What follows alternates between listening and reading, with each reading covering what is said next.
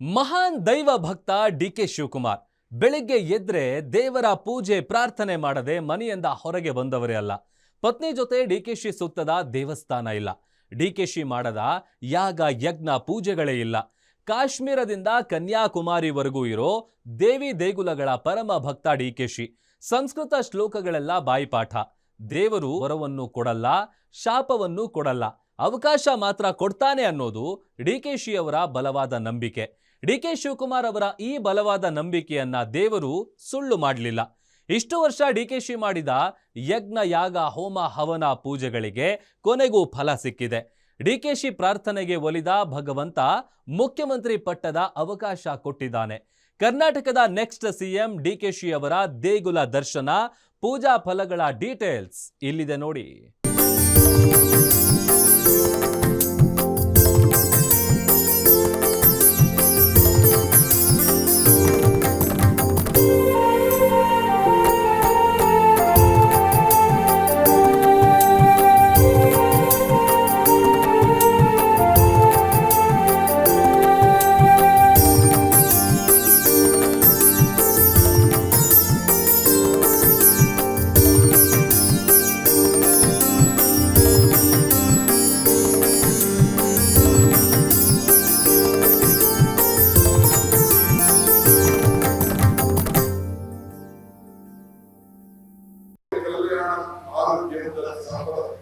ಜ್ಞಾನಶಕ್ತಿ ಸ್ವರೂಪ ದೀಪ ಜ್ಯೋತಿ ಪ್ರಕಾಶಕ. ಈ ಜ್ಯೋತಿ ತಮ್ಮೆಲ್ಲರೂ ಕೂಡ ಮಂಗಳವಾಗಲಿ, ಶುಭವಾಗಲಿ, ಆರೋಗ್ಯವಾಗಲಿ, ಐಶ್ವರ್ಯಕ್ಕಾಗಲಿ ಎಲ್ಲರೂ ಕೂಡ ನೆಮ್ಮದಿ ಸಿಗ್ಲಿ ಅಂತೇಳಿ ಇವತ್ತು ಮಹೇಶ್ ರೆಡ್ಡಿ ಅವರ ಕುಟುಂಬ ಈ ಜ್ಯೋತಿಯನ್ನ ಎಲ್ಲರ ಸಂಪುಷ್ಟದಲ್ಲಿ ಬೆಳೆಸಲಿಕ್ಕೆ ಅವಕಾಶವನ್ನು ಮಾಡಿಕೊಟ್ಟಿದ್ದಾರೆ.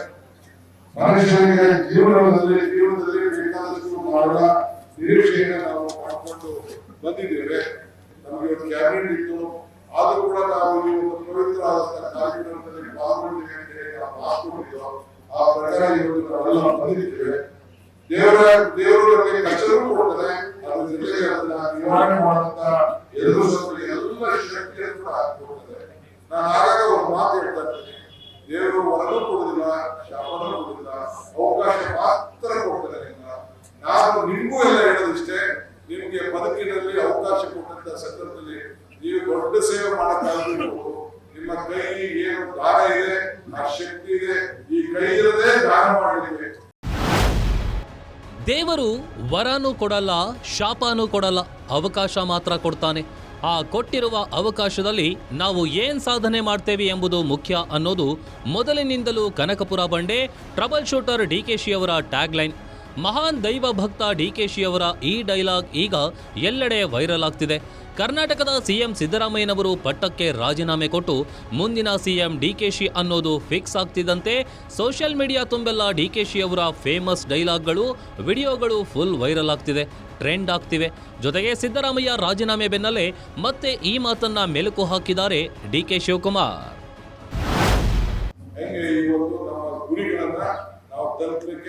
ಈ ದೇವರ ಮೊರೆಗೆ ನಾವು ಹೋಗ್ತಾ ಇದ್ದೇವೆ. ಈ ಬಹುಶಃ ನೀವೆಲ್ಲ ಏನ್ ಸೇರುತ್ತೆ, ಈ ದೇವರಲ್ಲಿ ಏನು ಪ್ರಾರ್ಥನೆ ಮಾಡ್ತಾ ಇದ್ದೇವೆ, ಈ ಮಧ್ಯರಂಗದ ಈ ರಂಗನಾಥ ಸ್ವಾಮಿ ಏನು ಬಹಳ ಸಂತೋಷದಿಂದ ಮಲಗಿ ಅವನ ಪಾದದಿಂದ ಅವನ ಹಣೆ ಕಾಲುವನ್ನು ನಾವು ನೋಡಿ, ಆ ಲಕ್ಷ್ಮಿಯನ್ನ ನೋಡಿ ನಾವು ಆಶೀರ್ವಾದವನ್ನು ಬೇಡಿದ್ದೇವೆ. ನಿಮ್ಮೆಲ್ಲರೂ ಕೂಡ ಈ ದೇವರು ನಮ್ಮ ಮನಸ್ಸು ವಿಚಾರವನ್ನ ನೆರವೇರಿಸಲಿ ಅಂತ ಹೇಳಿ ನಾನು ಸಂದರ್ಭದಲ್ಲಿ ನಾವು ಪ್ರಾರ್ಥನೆ ಮಾಡ್ತಾ ಇದ್ದೇನೆ. ಅದರಿಂದ ಈ ದೇವರಿಗೆ ಜಾತಿ ಇಲ್ಲ, ಧರ್ಮ ಇಲ್ಲ, ಯಾವ ಜಾತಿಯಲ್ಲಿ ಧರ್ಮ ಇಲ್ಲ. ಧರ್ಮ ಯಾವುದಾದ್ರೂ ಸತ್ವ ಒಂದೇ, ನಾಮಕೂರಾದರೂ ದೈವ ಒಂದೇ, ಪೂಜೆ ಯಾವುದಾದರೂ ಭಕ್ತಿ ಒಂದೇ, ಕರ್ಮವಾದರೂ ನಿಷ್ಠೆ ಒಂದೇ, ದೇವರ ನಾಮ ನೋಡಿ. ಒಂದು ಪವಿತ್ರವಾದಂತ ಈ ಗಗನಚುಕ್ಕಿ ಪರಮಚುಕ್ಕಿ ಪಕ್ಕದಲ್ಲಿ ಈ ಪಕ್ಕದಲ್ಲಿ ರಂಗನಾಥ ಸ್ವಾಮಿ ಕಲಿತಾರೆ. ಗಗನಚುಕ್ಕಿ ಪರಮಚುಕ್ಕಿ ಕಾವ್ಯದಲ್ಲಿ ಹರಿತಾ ಇದ್ದಾರೆ. ಈ ಮಧ್ಯದಲ್ಲಿ ನಮ್ಮ ಮುಸಲ್ಮಾನ್ ಧರ್ಮದ ದರ್ಗಾ ಕೂಡ ಇದೆ. ಅದರಿಂದ ನಮ್ಮ ಪವಿತ್ರತೆಯನ್ನು ನಾವೆಲ್ಲ ಕೂಡ ಕಾಪಾಡಿಕೊಂಡು ಹೋಗ್ತಾ ಇದ್ದೇವೆ. ಅದರಿಂದ ದೇವರು ದೇವಸ್ಥಾನ ಯಾವ ಆಸ್ತಿ. ಮಹಾನ್ ದೈವ ಭಕ್ತ ಡಿ.ಕೆ. ಶಿವಕುಮಾರ್ ದೇವರು ವರನೂ ಕೊಡಲ್ಲ, ಶಾಪನೂ ಕೊಡಲ್ಲ, ಅವಕಾಶ ಮಾತ್ರ ಕೊಡ್ತಾನೆ. ಎಲ್ಲಿ ಭಕ್ತಿ ಇದೆಯೋ ಅಲ್ಲಿ ಭಗವಂತನಿದ್ದಾನೆ. ಪ್ರಯತ್ನ ವಿಫಲವಾದರೂ ಪ್ರಾರ್ಥನೆ ವಿಫಲ ಆಗೋದಿಲ್ಲ. ದಾರಿ ತೋರಿಸುವುದು ದೇವರ ಕೆಲಸ, ಗುರಿ ತಲುಪುವುದು ನಮ್ಮ ಕೆಲಸ. ಪ್ರಿಯ ವೀಕ್ಷಕರೇ, ಇದೆಲ್ಲ ಕರ್ನಾಟಕದ ಮುಂದಿನ ಸಿಎಂ ಡಿಕೆ ಶಿವಕುಮಾರ್ ಅವರ ದೇವರ ಬಗೆಗಿನ ನಂಬಿಕೆ, ಭಕ್ತಿಗೆ ಹಿಡಿದ ಕೈಗನ್ನಡಿಯ ಹೇಳಿಕೆಗಳು, ಭವಿಷ್ಯವಾಣಿಗಳು. ಅವರು ಮಾತನಾಡೋ ಪ್ರತಿ ವಾಕ್ಯಗಳಲ್ಲೂ ದೇವರ ಸ್ಮರಣೆ ಇರುತ್ತೆ, ಮಂತ್ರಗಳು, ಶ್ಲೋಕಗಳು ಇರುತ್ತವೆ. ಕರ್ನಾಟಕದ ಪವರ್ಫುಲ್ ರಾಜಕಾರಣಿ, ಟ್ರಬಲ್ ಶೂಟರ್ ಡಿಕೆ ಶಿವಕುಮಾರ್ ಮಹಾನ್ ದೈವ ಭಕ್ತ. ಯಾವುದೇ ಸಂಕಷ್ಟ ಬಂದರೂ ಎದೆಗುಂದದೆ ಬಂಡೆಯಂತೆ ಎದುರು ನಿಲ್ಲೋ ಡಿಕೆ ಶಿವಕುಮಾರ್ ಶಕ್ತಿಯೇ ದೇವರು. ಸಂಕಟ ಬಂದಾಗ ವೆಂಕಟರಮಣ ಅನ್ನೋರಲ್ಲ ಡಿಕೆಶಿ. ಸದಾಕಾಲವೂ ದೇವರ ಪೂಜೆ, ಹೋಮ ಹವನಗಳಲ್ಲಿ ಭಾಗಿಯಾಗ್ತಾರೆ ಡಿಕೆಶಿ.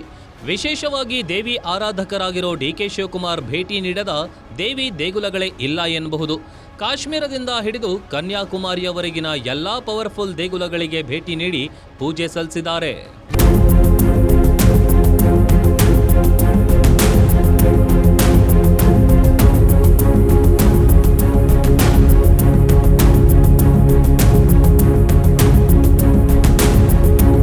ಭಕ್ತ ಡಿಕೆ ಶಿವಕುಮಾರ್ ಅವರಿಗೆ ರಾಜಕೀಯದಲ್ಲಿ ಎದುರಾಗುವ ಸಂಕಷ್ಟಗಳಿಂದ ಪಾರಾಗಲು ಮತ್ತು ಯಶಸ್ಸು ಸಾಧಿಸಲು ದೇವಸ್ಥಾನಗಳಿಗೆ ಭೇಟಿ ನೀಡುವುದು, ವಿಶೇಷ ಪೂಜೆಗಳು ಮತ್ತು ಹೋಮಗಳನ್ನು ಮಾಡಿಸೋದ್ರಲ್ಲಿ ಅಪಾರ ನಂಬಿಕೆ. ತಮ್ಮ ಜೀವನದ ಪ್ರಮುಖ ನಿರ್ಧಾರಗಳು ಅಥವಾ ರಾಜಕೀಯ ಬಿಕ್ಕಟ್ಟುಗಳ ಸಂದರ್ಭದಲ್ಲಿ ಕೇರಳ ಮತ್ತು ಕರ್ನಾಟಕದ ಪ್ರಸಿದ್ಧ ಅರ್ಚಕರು, ಜ್ಯೋತಿಷಿಗಳ ಸಲಹೆ ಪಡೆದು ಚಂಡಿಕಾ ಹೋಮ, ಮೃತ್ಯುಂಜಯ ಹೋಮ ಮುಂತಾದ ಬೃಹತ್ ಧಾರ್ಮಿಕ ಕಾರ್ಯಕ್ರಮಗಳನ್ನು ಆಯೋಜಿಸುವುದು ಸರ್ವೇ ಸಾಮಾನ್ಯವಾಗಿದೆ.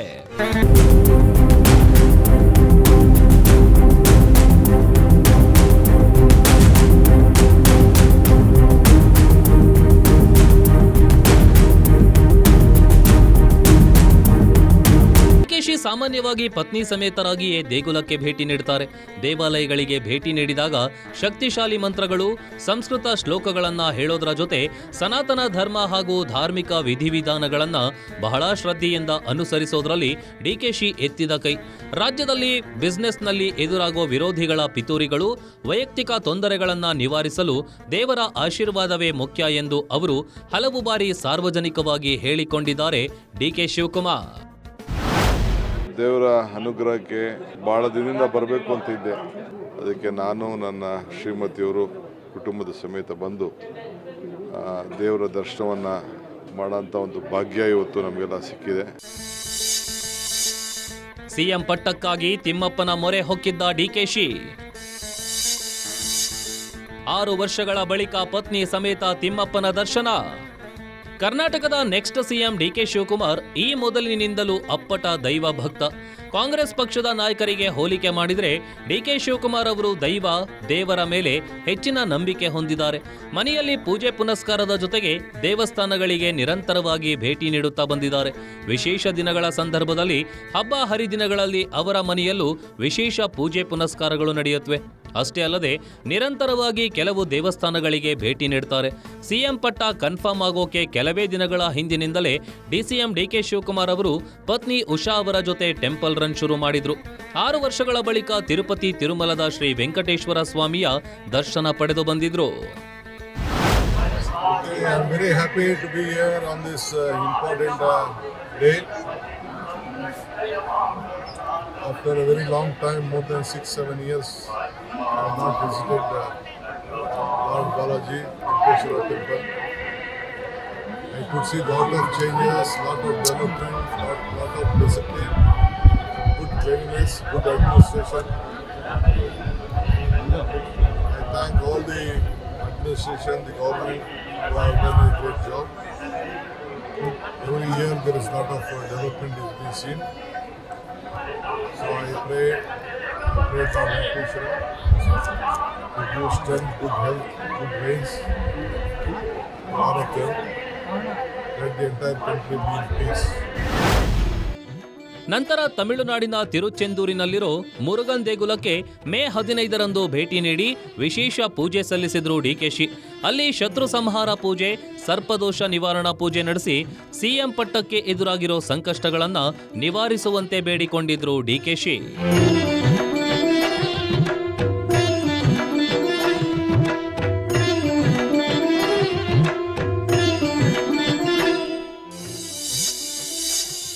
ಎಲ್ಲಿ ಭಕ್ತಿ ಇದೆಯೋ ಅಲ್ಲಿ ಭಗವಂತನಿದ್ದಾನೆ. ದಾರಿ ತೋರಿಸುವುದು ದೇವರ ಕೆಲಸ, ಗುರಿ ತಲುಪುವುದು ನಮ್ಮ ಕೆಲಸ.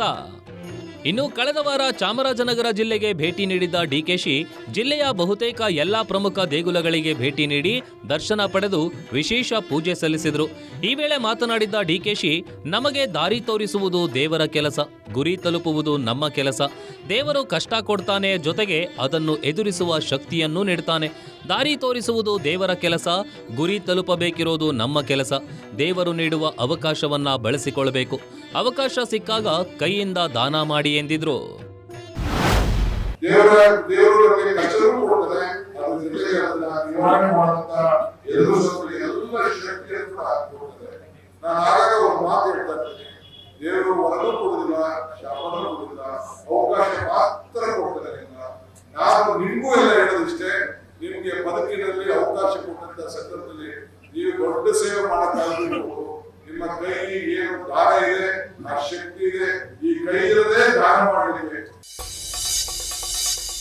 ಜನವರಿ 9, 2025 ಪ್ರತ್ಯಂಗಿರಾ ದೇವಿ ದೇಗುಲಕ್ಕೆ ಭೇಟಿ. ಪ್ರತ್ಯಂಗಿರಾ ದೇವಿ ಮುಂದೆ ಶತ್ರು ಸಂಹಾರ ಪೂಜೆ. ಕಳೆದ ಜನವರಿಯಲ್ಲಿ ಡಿಕೆ ಶಿವಕುಮಾರ್ ತಮಿಳುನಾಡಿನ ಸುಪ್ರಸಿದ್ಧ ದೇವಿ ಕ್ಷೇತ್ರಕ್ಕೆ ಭೇಟಿ ನೀಡಿದ್ರು. ತಮಿಳುನಾಡಿನ ಕುಂಭಕೋಣಂ ಹತ್ತಿರದ ಅಯ್ಯವಾಡಿಯಲ್ಲಿರುವ ಶಕ್ತಿ ದೇವತೆ ಪ್ರತ್ಯಂಗಿರಾ ದೇವಿ ದೇಗುಲ 1000 ವರ್ಷಗಳಷ್ಟು ಹಳೆಯದ್ದಾಗಿದ್ದು, ಇಲ್ಲಿನ ಪ್ರತ್ಯಂಗಿರಾ ದೇವಿ ಶತ್ರುಗಳ ಸಂಹಾರ ಮಾಡುವ ದೇವಿ ಎಂದೇ ಪ್ರಸಿದ್ಧ. ಇಲ್ಲಿ ವಿಶೇಷ ಪೂಜೆ ಸಲ್ಲಿಸಿದ್ದ ಡಿಕೆಶಿ ಶತ್ರು ಸಂಹಾರ ಯಾಗ ನಡೆಸಿದ್ರು.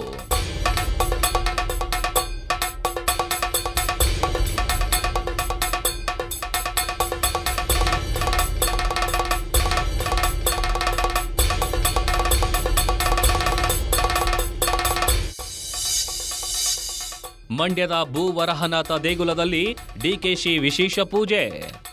ಇನ್ನು ಕಳೆದ ನವೆಂಬರ್ನಲ್ಲಿ ಮಂಡ್ಯದ ಪ್ರಸಿದ್ಧ ಭೂವರಹನಾಥ ದೇವಾಲಯಕ್ಕೆ ದಂಪತಿ ಸಮೇತ ಭೇಟಿ ನೀಡಿದ್ದ ಡಿಕೆಶಿ 2 ಗಂಟೆಗಳ ಕಾಲ ವಿಶೇಷ ಪೂಜೆ ಸಲ್ಲಿಸಿದ್ರು. ಡಿಕೆಶಿ ತಿಹಾರ್ ಜೈಲಿನಲ್ಲಿದ್ದಾಗ ಅವರ ಅತ್ತೆ ಮಾವ ಈ ದೇಗುಲಕ್ಕೆ ಹರಕೆ ಕಟ್ಟಿದ್ರಂತೆ. ನಾನು ತಿಹಾರ್ ಜೈಲಿನಲ್ಲಿದ್ದಾಗ ನಮ್ಮ ಅತ್ತೆ ಮಾವ ಈ ದೇವಾಲಯಕ್ಕೆ ಬಂದು 4 ಬಾರಿ ಪ್ರಾರ್ಥನೆ ಸಲ್ಲಿಸಿದ್ರು. ಇಲ್ಲಿಗೆ ಬಂದು ನೋಡಿದಾಗ ಇದರ ಮಹಿಮೆ ಅರ್ಥವಾಯಿತು. ಇದು ಅದ್ಭುತ, ಐತಿಹಾಸಿಕ ದೇವಾಲಯ ಎಂದು ಭೂವರಹನಾಥನ ದರ್ಶನ ಪಡೆದು ಭಾವುಕರಾಗಿದ್ರು ಡಿಕೆಶಿ.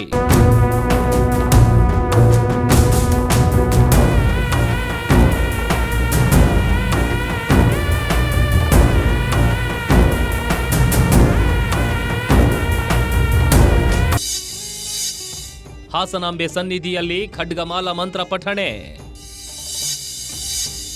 ನಾನುಂಟು ಆ ತಾಯಿ ಉಂಟು ಎಂದಿದ್ದ ಡಿಕೆಶಿ. ಇನ್ನು ಕಳೆದ ವರ್ಷ ಅಕ್ಟೋಬರ್ನಲ್ಲಿ ಉಪಮುಖ್ಯಮಂತ್ರಿ ಡಿಕೆ ಶಿವಕುಮಾರ್ ಅವರು ವರ್ಷಕ್ಕೊಮ್ಮೆ ಬಾಗಿಲು ತೆರೆಯುವ ಹಾಸನದ ಪ್ರಸಿದ್ಧ ಹಾಸನಾಂಬೆ ದೇವಾಲಯಕ್ಕೆ ತಮ್ಮ ಪತ್ನಿ ಉಷಾ ಅವರೊಂದಿಗೆ ಭೇಟಿ ನೀಡಿ ವಿಶೇಷ ಪೂಜೆ ಸಲ್ಲಿಸಿದ್ರು. ಗರ್ಭಗುಡಿಯಲ್ಲಿ ಸುಮಾರು 15 ನಿಮಿಷಗಳ ಕಾಲ ಕುಳಿತು ಖಡ್ಗಮಾಲ ಸ್ತೋತ್ರ ಮತ್ತು ದುರ್ಗಾ ಸಪ್ತಶತಿಯ ನಾರಾಯಣಿ ನಮಸ್ಕಾರ ಮಂತ್ರ ಪಠಿಸಿ ಪೂಜೆ ನೆರವೇರಿಸಿದ್ರು. ನಾನುಂಟು ಆ ತಾಯಿ ಉಂಟು ಎನ್ನುತ್ತಾ ಭಗವಂತ ಎಲ್ಲರಿಗೂ ಶಾಂತಿ ನೆಮ್ಮದಿ ನೀಡಲಿ ಎಂದು ಪ್ರಾರ್ಥಿಸಿರೋದಾಗಿ ತಿಳಿಸಿದ್ರು. ಪೂಜೆಯ ಸಂದರ್ಭದಲ್ಲಿ ಹಾಸನಾಂಬೆ ದೇವಿಯು 2 ಬಾರಿ ಬಲಗಡಿಯಿಂದ ಹೂವು ನೀಡಿದ್ದಳು ಅನ್ನೋದು ಬಹಳ ಚರ್ಚೆಯಾಗಿತ್ತು. ಭಗವಂತನಿಗೂ ವ್ಯವಹಾರ ನಡೆಯುವಂತ ಸ್ಥಳ ದೇವಾಲಯ. ಸೊ ನಾನುಂಟು ಆ ತಾಯಿ ಉಂಟು, ನಾವುಂಟು ಭಕ್ತಿ ಉಂಟು. ಇನ್ನು ಕಳೆದ ಅಕ್ಟೋಬರ್ನಲ್ಲಿ ಡಿಕೆಶಿ ಅವರು ಮಂತ್ರಾಲಯದ ಪಂಚಮುಖಿ ಆಂಜನೇಯ ಸ್ವಾಮಿ ಹಾಗೂ ಶ್ರೀ ರಾಘವೇಂದ್ರ ಸ್ವಾಮಿ ಮಠಕ್ಕೆ ಭೇಟಿ ನೀಡಿ ವಿಶೇಷ ಪೂಜೆ ಸಲ್ಲಿಸಿದ್ದಾರೆ. ಅವರು ಪತ್ನಿಯೊಂದಿಗೆ ಆಗಮಿಸಿ ಶ್ರೀಮಠದ ಆವರಣದಲ್ಲಿ ಬೆಲ್ಲದ ಮೂಟಿಯನ್ನಿಟ್ಟು ತುಲಾಭಾರ ಸೇವೆ ನೆರವೇರಿಸಿದ್ರು. ರಾಯರ ದರ್ಶನದ ನಂತರ ಶ್ರೀ ಸುಬುಧೇಂದ್ರ ತೀರ್ಥ ಶ್ರೀಗಳ ಆಶೀರ್ವಾದ ಪಡೆದು ನಾನುಂಟು ಆಂಜನೇಯ ಉಂಟು ಎಂದು ಹೇಳುವ ಮೂಲಕ ಭಗವಂತನ ಮೇಲಿನ ಭಕ್ತಿಯ ಪ್ರೀತಿಯನ್ನ ಅರ್ಪಿಸಿದ್ರು. ಗೊತ್ತಿಲ್ಲ ಶಿವನೇ ಭಕ್ತಿದಾರಿಯು, ಗೊತ್ತಿಲ್ಲ ಶಿವನೇ ಭಕ್ತಿದಾರಿಯು, ಗೊತ್ತಿರುವುದೊಂದೇ ದೈವ ಬಾರಿಯು. ಬೆಳಗಾವಿಯ ಕಪಿಲೇಶ್ವರ ದೇವಸ್ಥಾನದಲ್ಲೂ ಡಿಕೆಶಿ ವಿಶೇಷ ಪೂಜೆ ಸಲ್ಲಿಸಿದ್ರು. ಉಜ್ಜಯಿನಿಯ ಮಹಾಕಾಲ ದರ್ಶನ ಪಡೆದು ಮಹಾ ಅಭಿಷೇಕ ನೆರವೇರಿಸಿ ಪ್ರಾರ್ಥನೆ ಸಲ್ಲಿಸಿದ್ರು. ಕಾಶಿ ವಿಶ್ವನಾಥ ಸನ್ನಿಧಿಗೂ ಭೇಟಿ ನೀಡಿ ಗಂಗಾರತಿ ಮಾಡಿದ್ರು ಡಿಕೆಶಿ. ಮೈಸೂರಿನ ಚಾಮುಂಡೇಶ್ವರಿ ದೇಗುಲ, ನಂಜನಗೂಡಿನ ನಂಜುಂಡೇಶ್ವರ, ಉತ್ತರ ಕನ್ನಡದ ಗೋಕರ್ಣ ಮಹಾಬಲೇಶ್ವರ, ಅಂಕೋಲದ ಶ್ರೀ ಜಗದೀಶ್ವರಿ ದೇವಿ, ಚಾಮರಾಜನಗರದ ಜಗನ್ಮೋಹನ ರಂಗನಾಥ ಸ್ವಾಮಿ ದೇವಾಲಯ, ಮಧ್ಯರಂಗ, ಬಿಳಿಗಿರಿ ರಂಗನಾಥ ಸ್ವಾಮಿ, ತಮಿಳುನಾಡಿನ ಪ್ರಸಿದ್ಧ ತಿರುಚೆಂಡೂರು ಸುಬ್ರಹ್ಮಣ್ಯ ಸ್ವಾಮಿ ದೇವಾಲಯಕ್ಕೆ ಭೇಟಿ ನೀಡಿ ಪೂಜೆ ಸಲ್ಲಿಸಿದರು. ಈ ಎಲ್ಲ ದೇಗುಲಗಳ ಭೇಟಿ, ವಿಶೇಷ ಪೂಜೆ, ಪ್ರಾರ್ಥನೆಗಳು ಇಂದು ಡಿಕೆ ಶಿವಕುಮಾರ್ ಅವರಿಗೆ ಫಲ ಕೊಟ್ಟಿದೆ. ಅವರ ಕನಸಿನ ಮುಖ್ಯಮಂತ್ರಿ ಪಟ್ಟಕ್ಕೆ ಏರಿಸ್ತಿದೆ. ಡಿಕೆಶಿ ನಂಬಿಕೆ, ಪ್ರಾರ್ಥನೆ ನಿಜವಾಗಿದೆ. ಭಗವಂತ ಡಿಕೆ ಶಿವಕುಮಾರ್ ಅವರಿಗೆ ಮುಖ್ಯಮಂತ್ರಿ ಪಟ್ಟದ ವರ ಕೊಟ್ಟಿದ್ದಾನೆ. ಇನ್ನು ನಿನ್ನೆ ಸಿಎಂ ಸ್ಥಾನಕ್ಕೆ ಸಿದ್ದರಾಮಯ್ಯ ರಾಜೀನಾಮೆ ಕೊಟ್ಟ ಬೆನ್ನಲ್ಲೇ ಮತ್ತೊಮ್ಮೆ ದೇವರನ್ನ ನೆನಪಿಸಿಕೊಂಡಿದ್ದಾರೆ ಡಿಕೆ ಶಿವಕುಮಾರ್. ಟ್ವೀಟ್ ಮೂಲಕ ಸಿದ್ದರಾಮಯ್ಯ ಮುಂದಿನ ಜೀವನಕ್ಕೆ ಶುಭ ಕೋರಿದ್ದಾರೆ. ಜೊತೆಗೆ ಸಿಎಂ ಜೊತೆಗಿನ ಫೋಟೋಗಳನ್ನ ಹಂಚಿಕೊಂಡು ಸಿದ್ದರಾಮಯ್ಯ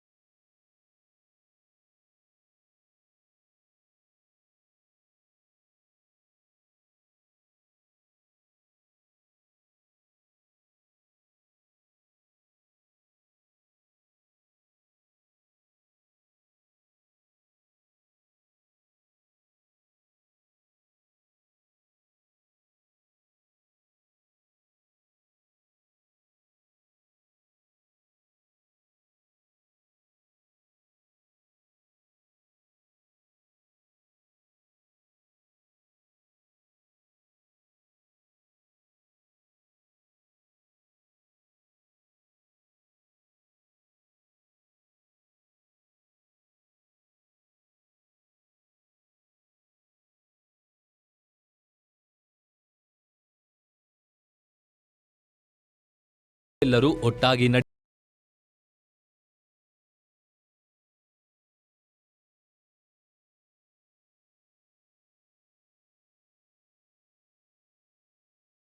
ಪ್ರಭಾವಿ ರಾಜಕಾರಣಿಯಾಗಿರುವ ಡಿಕೆ ಶಿವಕುಮಾರ್ ಅವರು ದೇವರಿಗೆ, ದೇವರ ಮೇಲಿರುವಷ್ಟೇ ಭಕ್ತಿ ನೊಣವಿನ ಕೆರೆ ಅಜ್ಜಯ್ಯನವರ ಮೇಲೂ ಕೂಡ ಇದೆ.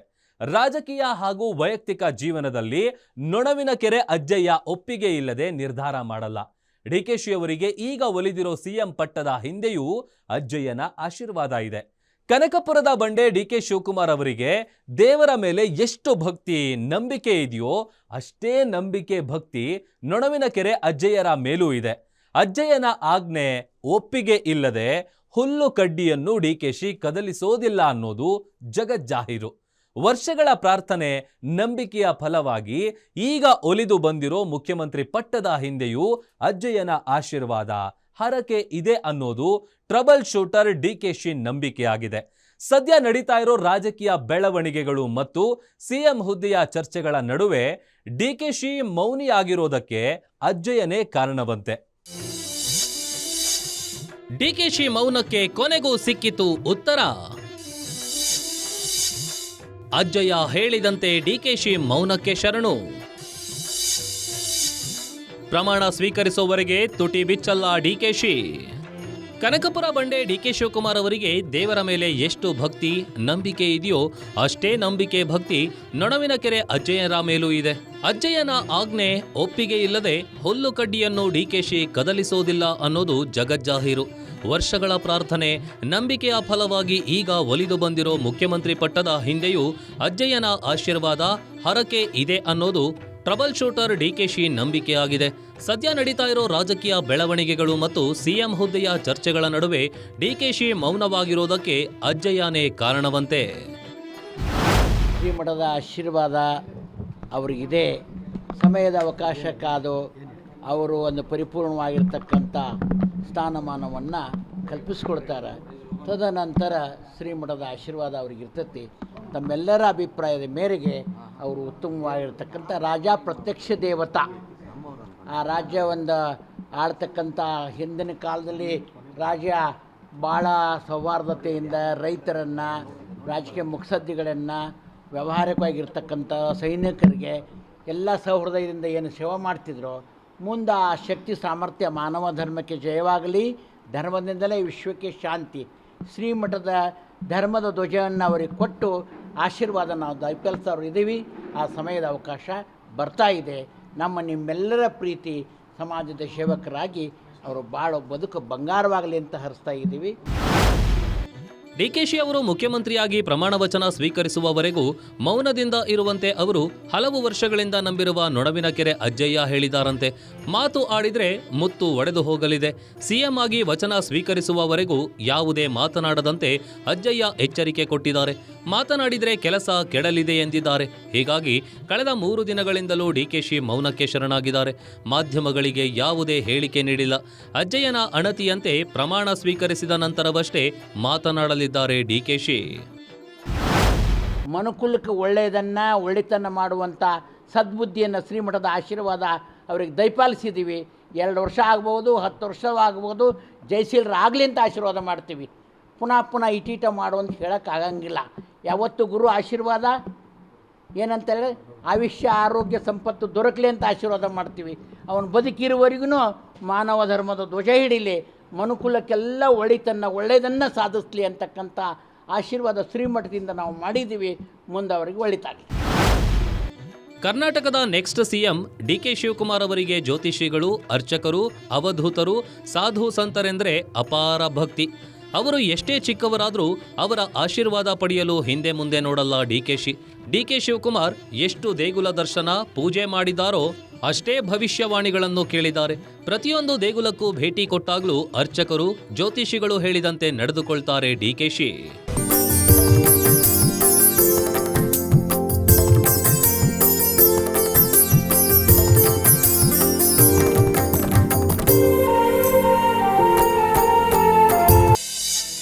ಮುಂದಿನ 8 ವರ್ಷ ಡಿಕೆಶಿ ಅಲ್ಲಾಡಿಸಲು ಆಗಲ್ಲ.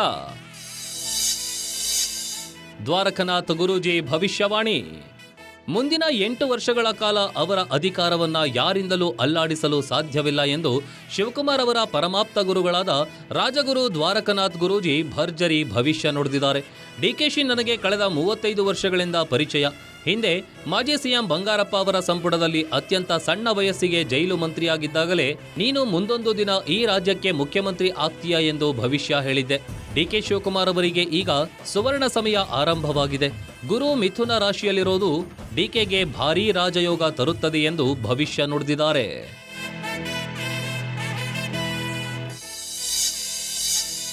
ಸಿಎಂ ವಿಚಾರದಲ್ಲಿ ನಿಜವಾಯಿತು ಬೊಂಬೆ ಭವಿಷ್ಯ. ರಾಜ್ಯ ರಾಜಕಾರಣದಲ್ಲಿ ಬೊಂಬೆ ನುಡಿದಿದ್ದ ಭವಿಷ್ಯ ನಿಜವಾಗಿದೆ. ಯುಗಾದಿ ಪಾಡ್ಯ ದಿನದಂದು ಸಿಎಂ ಬದಲಾವಣೆ ಬಗ್ಗೆ ಬೊಂಬೆ ಭವಿಷ್ಯ ನುಡಿದಿತ್ತು. ಇದೀಗ ಈ ಬೊಂಬೆ ಭವಿಷ್ಯ ನಿಜವಾಗಿದ್ದು ಸಿಎಂ ಸಿದ್ದರಾಮಯ್ಯ ಅವರು ರಾಜೀನಾಮೆ ನೀಡಿದ್ದಾರೆ. ಧಾರವಾಡ ಜಿಲ್ಲೆಯ ಹನುಮನಕೊಪ್ಪ ಗ್ರಾಮದಲ್ಲಿ ಪ್ರತಿ ಯುಗಾದಿ ದಿನದಂದು ಬೊಂಬೆ ಭವಿಷ್ಯ ನುಡಿಯುತ್ತೆ. ಯುಗಾದಿ ಅಮಾವಾಸ್ಯೆ ದಿನದಂದು ಹಳ್ಳದಲ್ಲಿ ಬೊಂಬೆ ನಿರ್ಮಿಸಿ ಬೆಳಿಗ್ಗೆ ಗ್ರಾಮಸ್ಥರು ಬೊಂಬೆಗಳನ್ನು ವೀಕ್ಷಿಸುತ್ತಾರೆ. ಬೊಂಬೆಗಳ ಆಕೃತಿಗೆ ಪೆಟ್ಟಾದರೆ ನಾಯಕರಿಗೆ ಮರಣ ಅಥವಾ ದೊಡ್ಡ ಸಂಕಷ್ಟ ಎದುರಾಗುವ ಮುನ್ಸೂಚನೆ ಎಂದು ನಂಬಲಾಗಿದೆ. ಈ ಬಾರಿ ಕರ್ನಾಟಕ ದಿಕ್ಕಿನ ಬೊಂಬೆಗೆ ಪೆಟ್ಟಾಗಿದ್ದು ಬದಲಾವಣೆ ಮುನ್ಸೂಚನೆ ನೀಡಿತು. ಅದರಂತೆ ಸಿಎಂ ಸಿದ್ದರಾಮಯ್ಯ ಬದಲಾವಣೆ ಬಗ್ಗೆ ಬೊಂಬೆ ನುಡಿದಿದ್ದ ಭವಿಷ್ಯ ನಿಜವಾಗಿದೆ. ಇನ್ನು ತಾನು ಸಿಎಂ ಆಗುವ ಬಗ್ಗೆ ಕಳೆದ ವಾರ ಖ್ಯಾತ ಜ್ಯೋತಿಷಿ ಶ್ರೀ ಗುರುಮೂರ್ತಿ ಗುರೂಜಿ ಬಳಿ ಕವಡೆ ಶಾಸ್ತ್ರ ಕೇಳಿದ್ರಂತೆ ಭಾವಿ ಸಿಎಂ ಡಿಕೆಶಿ. ಪೂಜ್ಯ ಗುರುಮೂರ್ತಿ ಗುರೂಜಿಯವರು ತಾಳೆ ಪ್ರತಿಗಳ ಮೂಲಕ ಏನು ನಡೆಯಲಿದೆ, ಯಾವಾಗ ನಡೆಯಲಿದೆ ಎಂದು ಕರಾರುವಕ್ಕಾಗಿ ಹೇಳಿದ್ರಂತೆ. ತಾಳ್ಮೆಯ ಕಾಲ ಮುಗಿದಿದೆ, ಹೇಳಿದ ಸಮಯ ಬಂದಂತಿದೆ. ಕರ್ನಾಟಕದ ಜನರ ಹಿತಕ್ಕಾಗಿ, ಶಾಂತಿ ಮತ್ತು ಸಮೃದ್ಧಿಗಾಗಿ ಸಾಯಿಬಾಬಾ ಆಶೀರ್ವಾದ ಸದಾ ಇರಲಿ. ಧರ್ಮ ಉಳಿದಲ್ಲಿ ನಾಡು ಬೆಳೆಯುತ್ತದೆ ಎಂದು ಡಿಕೆಶಿಗೆ ಭವಿಷ್ಯ ಹೇಳಿದ್ರಂತೆ ಶ್ರೀ ಗುರುಮೂರ್ತಿ ಗುರೂಜಿ.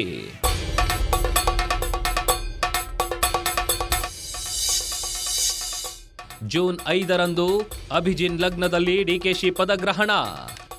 ಕರ್ನಾಟಕದ ಭಾವಿ ಸಿಎಂ ಡಿಕೆ ಶಿವಕುಮಾರ್ ಅವರು ಮುಂದಿನ ತಿಂಗಳು ಅಂದರೆ ಜೂನ್ 5ನೇ ತಾರೀಕಿನಂದು ಪ್ರಮಾಣ ವಚನ ಸ್ವೀಕರಿಸಲಿದ್ದಾರೆ. ಅವರ ಮುಂದಿನ ರಾಜಕೀಯ ಪಯಣ ಉಜ್ವಲವಾಗಿರಲಿ ಅಂತ ದೇವರಲ್ಲಿ ಪ್ರಾರ್ಥಿಸುತ್ತಿದ್ದಾರೆ ಅಭಿಮಾನಿಗಳು, ಕನ್ನಡಿಗರು.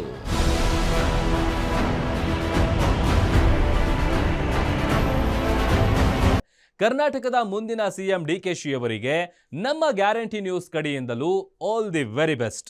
ಇದಾಗಿತ್ತು ಈ ಹೊತ್ತಿನ ವಿಶೇಷ. ನೋಡ್ತಾ ಇರಿ ಗ್ಯಾರಂಟಿ ನ್ಯೂಸ್, ಸುದ್ದಿ ಖಚಿತ, ನ್ಯಾಯ ನಿಶ್ಚಿತ. ಗ್ಯಾರಂಟಿ ನ್ಯೂಸ್, ಸುದ್ದಿ ಖಚಿತ, ನ್ಯಾಯ ನಿಶ್ಚಿತ.